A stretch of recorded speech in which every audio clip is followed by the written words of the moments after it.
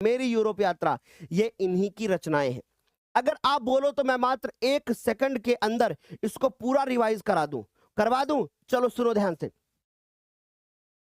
प्रसिद्ध राजनीतिज्ञ और देश रत्न से सम्मानित डॉक्टर, ऐसे नाम लिखोगे, डॉक्टर राजेंद्र प्रसाद जी का जो जन्म होता है वो 1884 में होता है।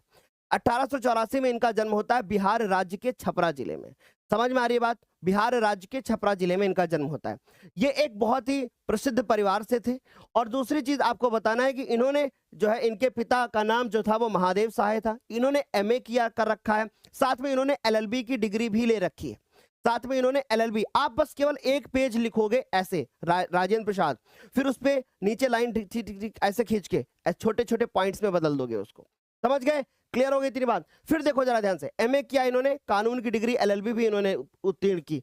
फिर उसके बाद सदैव पहली प्रथम श्रेणी में उत्तीर्ण होने वाले राजेंद्र प्रसाद जी मुजफ्फरपुर के एक कॉलेज में इन्होंने अध्यापन का कार्य भी किया। इतनी बातें आपको पता होनी चाहिए। उसके बाद जब 1917 में चंपारण आंदोलन चल रहा था तो ये गांधी जी के साथ उसमें सक्रिय भाग ले रहे थे।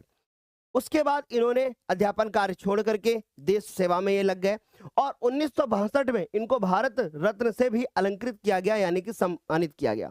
एक वर्ष बाद यानी 1963 में इनकी मृत्यु हो जाती है, अर्थात इनका निधन हो जाता है। और इन्होंने बहुत सारी रचनाएं लिखी हैं, जैसे कि शिक्षा और संस्कृत, मेरी आत्मकथा, बापू के कदमों पर भारतीय शिक्षा। तो यहां तक सारे बच्चों को क्लियर।